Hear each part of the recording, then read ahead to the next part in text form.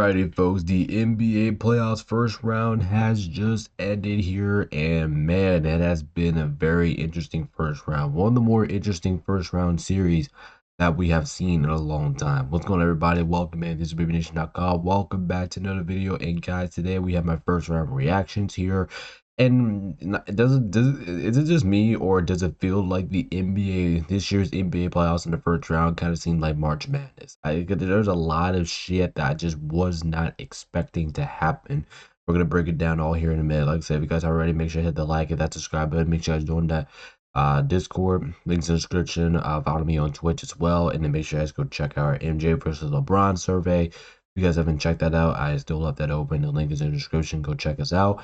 And without further ado, guys, let's gonna go ahead and, like I said, it's been a crazy first round. Like, it's been one of the more crazier first rounds I think we've seen in a long time, sir. So it's gonna be a little bit interesting when we go out of here in a few minutes. But like, so let's go ahead and dive into it. Let's see what we got.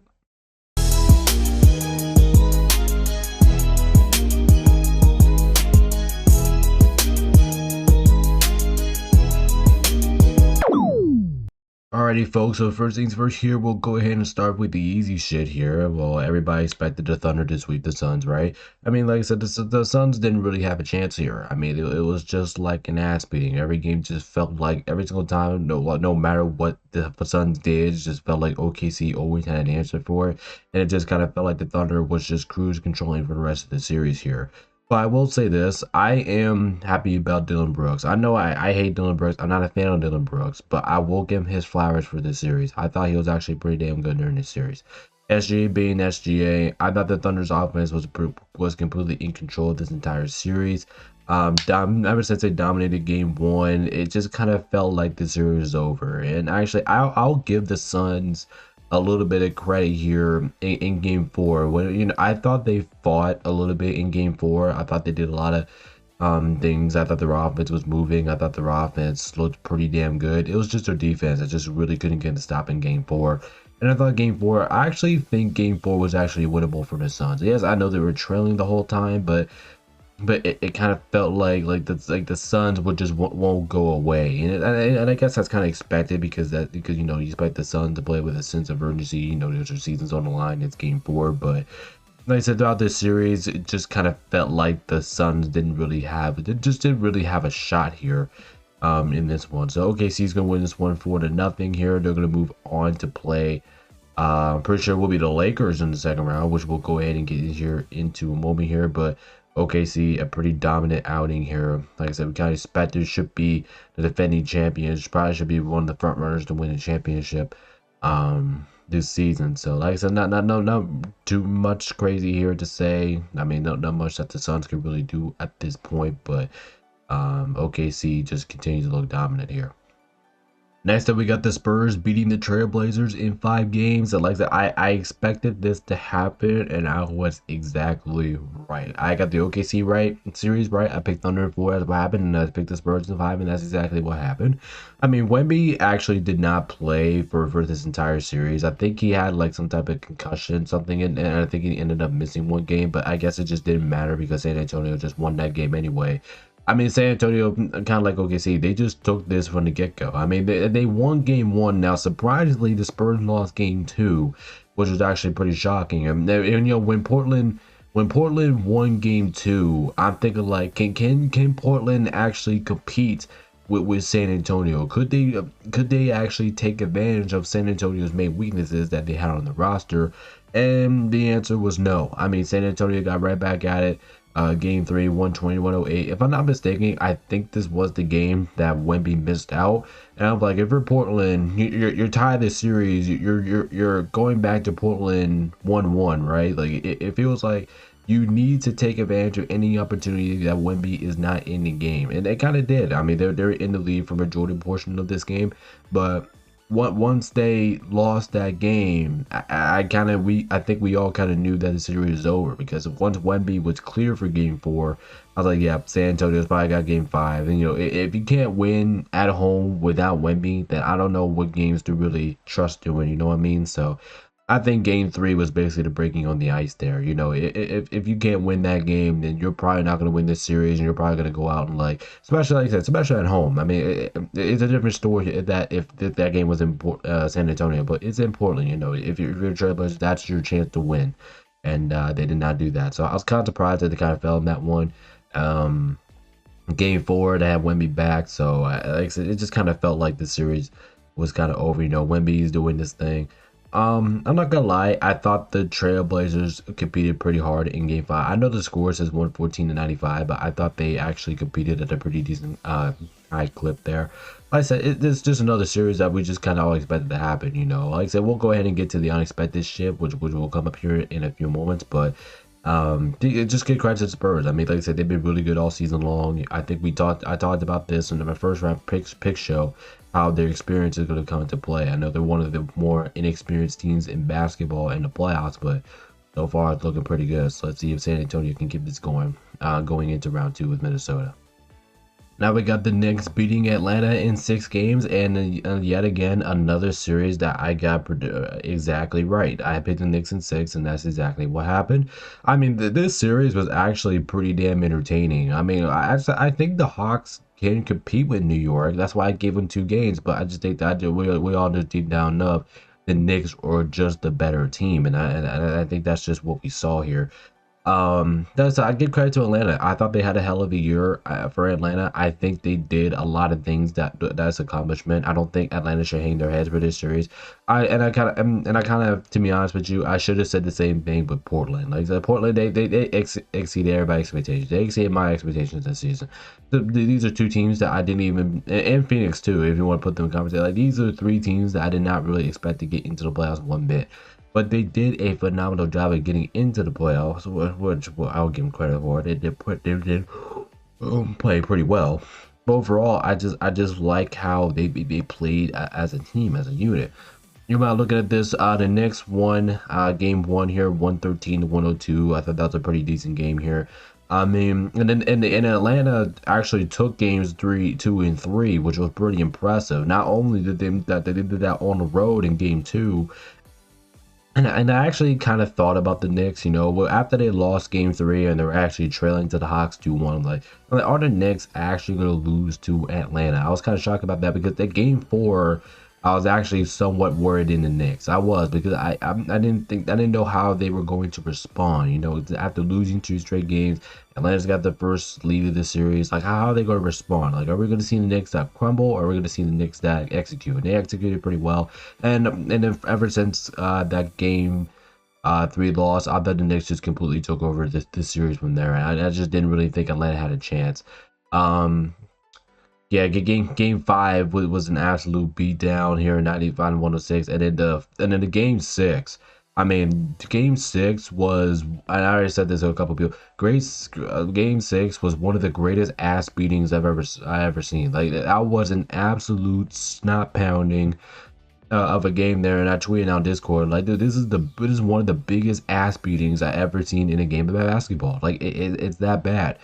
The Knicks just beat the living shit out of these mugs in game 6. Like, I looked at scoreboard, I was like, bro, what the hell is this? Like that score was absolutely bizarre. I didn't think that was real at some point. But yeah, that was bizarre. I mean, give credit to the Knicks, man. Like I said, they on the road too, and I was very disappointed with Atlanta in that game. Like I said, given the situation at home, your season's on the line, and you play like that, that's pretty damn disappointing for Atlanta. But overall, good season for Atlanta. Like I said, I did not pick them to win this series. So I wasn't really expecting them to win this series, but they did what they did what I thought they would. They would get 2 games on them, but like I said, the Knicks are just a better team. They would prevail. So let's see how the Knicks. They got a very interesting matchup with you know who, which we're going to be talking about here in just a few moments here. But pretty impressive season for Atlanta. But the Knicks are moving on. Next up, we got the Wolves beating the Nuggets again here in 6 games, which is something I would never predict. I mean, I could see it, but I was scared of it. But I don't know why I didn't. I was looking at this series. I did not pick Minnesota to win this. I don't know why. I thought Denver was the much better team this year, but apparently, once again, they are not. They keep getting their asses kicked by the T-Wolves. Now, to be completely honest with you, I don't think the Nuggets got their ass whooped in this series. I mean, it kind of felt like it kind of felt like throughout this series as it went. I mean, they kind of it kind of felt like the Wolves still have their number, and I think do think the Nuggets still. I mean, like I said, I was just shocked at hell that Denver lost this series. I just don't know how they lost it. Game one, when Denver won game one, I thought they were chilling, honestly. I thought Denver, ever since like they game one, and didn't just win game one, that they out executed Denver. They outplayed. I mean, they out executed Minnesota. They outplayed Minnesota in that game one, and I actually felt pretty good about them. Like their depth, everything's looking pretty good, and then you go from there. I mean, Denver. I mean, I think Denver has done this the last two times they played against Minnesota in the series. That they were up by more than 20 points. I think Denver was up by more than 21 points in that game two versus Minnesota, and I think they choked that. That's just a game you can't lose, right? You can't lose when you're up by 21 points in an NBA playoff game. You just can't do that.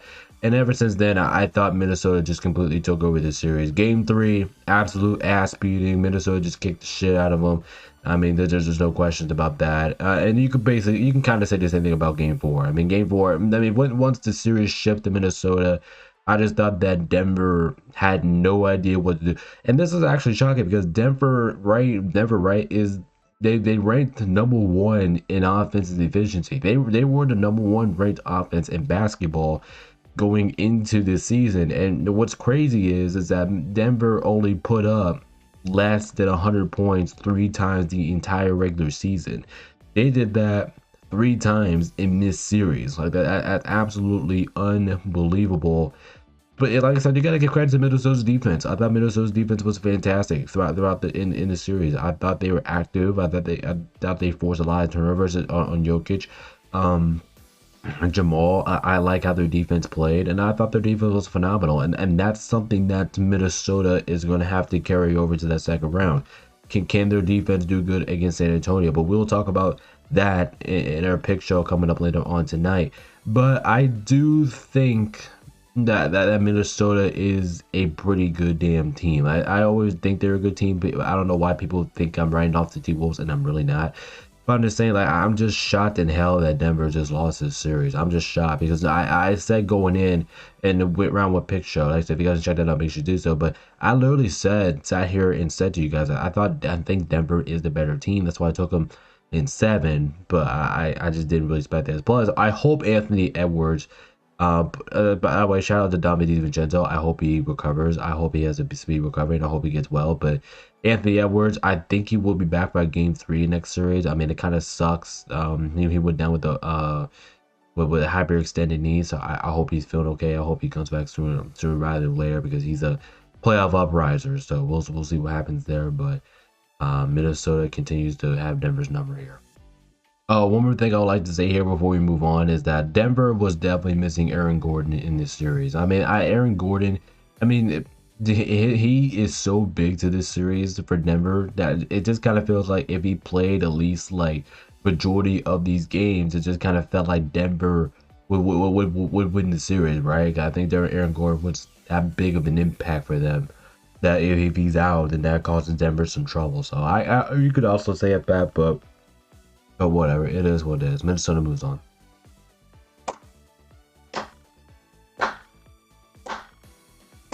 Next up, we got the Lakers beating the Rockets in 6 games. Let's go, baby. I mean, to be completely honest with you, I did not expect the Lakers to win this series. Going into this series, I did not expect the Lakers. Yes, I might have picked the Lakers, but I wasn't comfortable about it. Or me picking the Lakers knowing that we're going to lose this series. That was just me picking in the pick show. That's exactly what happened. I picked the Lakers to win the series in 7 games. I got it somewhat right. I got the Lakers winning. I don't get the bonus point for the pick show, so that because I ended in 6 games here. Anyway, Kevin Durant, I don't know why he's not playing. I know he's going with some injuries, but this man just kind of feels like he either can't get it done when he's by himself or he's just completely held. I mean, whatever it is, I don't know what it is. That's just a KD problem. But here's the thing here with this series. This series, the Lakers led 3 games to nothing. And in order that I thought about, like, when Houston won game 4 and 5, I actually had to kind of bring the question, like, is the Lakers going to be the first team ever to blow a 3-0 series lead? I was actually having quick conversation about that. I was like, are we actually going to blow a 3-0 series lead? And I actually brought that up when we lost game 5 at home, because I thought the Lakers had no reason to lose game 5. I thought they made a lot of turnovers, a lot of sloppy possessions, not really good enough offense. So I had to bring into question, like, are the Lakers going to be the first team to ever blow a 3-0 series lead? And in game 6, I mean, I thought the Lakers just completely outplayed. I thought JJ Redick was by far the better coach in this series. I thought the Lakers, throughout the first 3 games of the series, I thought we looked like the much better team, and I tweeted that on Discord. Literally all 3 of those games, that was just me saying that LA is just a much better team, and they look like the much better team. But like I said, I tip my hat to LeBron, man. Like I said, this man's 41 years old. You know, he had to be the offensive front runner. And for him to be averaging 23 points per game in the series, I mean, it's just phenomenal what he's doing. Like I said, LeBron James, he's pretty, like I said, that's why I call him the GOAT of the NBA. Like I said, this man is absolutely ridiculous. I do want to give a shout out to Şengün. He could be a little bit annoying sometimes, but I thought he played a pretty damn good series himself. But yeah, like I said, this was impressive. I think the Lakers are one of the more underdog teams to come out of the first round against the Rockets. I think the Rockets are heavily favored. And like I said, you got to give credit to the Lakers. I mean, the Lakers overcame the odds, so you gotta give them credit where it's due. I thought LA deserved to win this series. I think they wanted a lot more than Houston did. I'm not taking away from Houston did, because I think Houston made some, but I think Houston did some good things too. But like I said, I was just shocked that they lost this series, and now we have to bring us. And now since they lost this game, does Houston make trades in the offseason? I mean, that's just really what it is and what it comes down to. But nice win for LA. Like I said, it's kind of unfortunate that we got played the Thunder in the second round, but it is what it is. But at least we got there. Holy shit.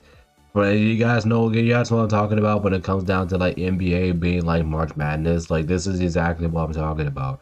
Next up, we have the 7th seed 76ers, who just came out of the play-in tournament and just beat a title contending Boston Celtics team in the first round. I can't fucking believe it. Now, like I said, this has to be one of the more bigger surprising in the first round, I would think. But at the same time, I think even though you guys think it is an upset, and let me get that straight with you, this is a massive upset for Philadelphia. This is a massive upset for them. But the thing is that if we had 2 teams, and we'll go ahead and get to the other one in a minute here. But we had 2 teams in this year's playoff. So far in the first round, they came back from 3-1 deficits. Like, it's absolutely insane. Like I said, I think the NBA is like trying to be like March Madness now. Like, it's just absolutely insane with all these upsets that we have. But I mean, this series was just kind of back and forth. I mean, Boston came off to a good start. In this series, Philadelphia got it back in game 2, but games 3 and 4, once Philadelphia lost those in Philadelphia, I thought the series was over, because I just like, okay, game 4, you're already down 3-1, you're going back to Boston. Well, even I just didn't really think that the Sixers really had a chance. Like, when they're down 3-1, you know, you got to go back to Boston at least 2 more times if you can make it to a game 7. It's going to be tough. It's going to be tough for Philadelphia, but at the same time for Philly, it looks like they got. I mean, it sounds like they got Embiid back at the exact right time, because if Embiid doesn't play, like if Embiid doesn't play game 5 through 7, I think the Sixers go home in like 5 or 6. To be completely honest with you. And I keep writing Philadelphia off. I'm like, dude, Philadelphia is a really good damn basketball team when they have everybody at full strength. Like, I just think that that's what people is taking away from Philadelphia that I'm not. Like, I just think Philadelphia is a pretty good damn team, because they on their team that, I mean, they literally have 4 scores that you can go to on the roster.